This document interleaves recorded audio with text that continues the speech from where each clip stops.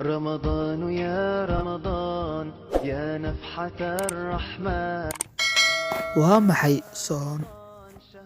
Soonka luqadda waxaa lagu dhahaa afhaysasho, oo micnaheedu tahay in laga tago xanta, cunista, iyo cabista.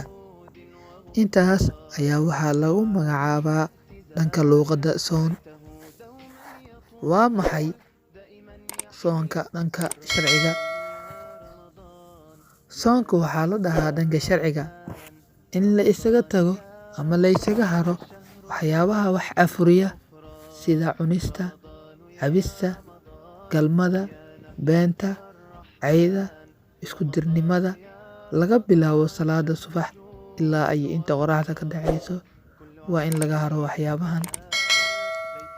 Soonku waa cibaado, waxa uuna u yahay tiirka afraad ee tiirarka Islaamka.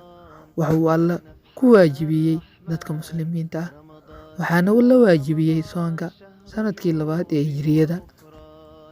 Waa maxay tiirarka uu ku tiirsan yahay ama uu ku taagan yahay soonka?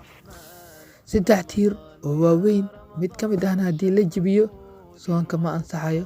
Waxayna yihiin tiirarkan: in laga haro oo laga fogaado wax walba oo soonka jabiya, in la niyeysto soonka maxaa yeelay niyad la'aan soonka ma ansaxayo, in la helo qofkii soomi lahaa soonka.